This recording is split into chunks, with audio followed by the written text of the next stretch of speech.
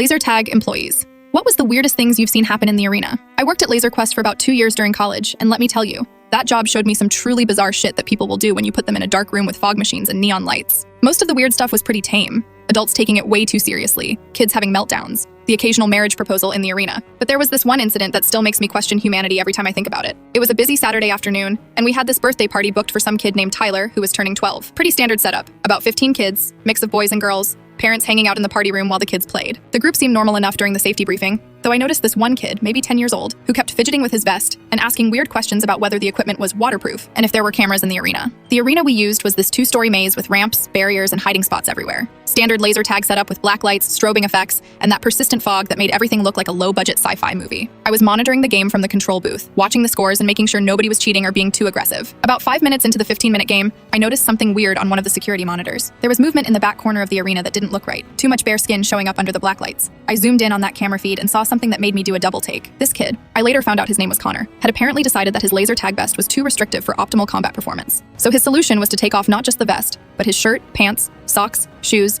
everything except his tighty-whities. He was running around the arena in his underwear, dragging his laser tag vest behind him by the cord while still holding the gun and shooting at other players. At first I thought maybe his clothes had gotten caught on something or there was some kind of accident, but no, this was clearly intentional. The kid was sprinting around corners, sliding under barriers, climbing up ramps, all while basically naked and still actively participating in the game. His vest was bouncing along the floor behind him like some kind of demented security blanket. The other kids didn't seem to know what to do either. Some were laughing, some looked horrified, and a few were still trying to shoot him because, technically, he was still a valid target, even though his vest wasn't actually on his body. The birthday boy Tyler was just standing there in complete shock, probably wondering how his party had turned into whatever this was. I immediately hit the intercom button to try to get the kid's attention. "Connor, you need to put your vest back on and get dressed immediately," I announced over the sound system. But the kid either couldn't hear me over the music and sound effects, or he was completely ignoring me. He just kept running around shooting at people, completely oblivious to how absolutely insane this whole situation was. Meanwhile, I'm trying to figure out the protocol for this. They don't exactly cover child strips down to underwear during laser tag in the employee handbook. I radioed my manager Brad, who was dealing with another party in the arcade, and tried to explain what was happening. His response was basically, "What the F? Go stop him immediately." I had to go into the arena during an active game, which we almost never did, and chase down this half and 10-year-old while trying not to ruin the experience for the other kids. The arena was dark and foggy,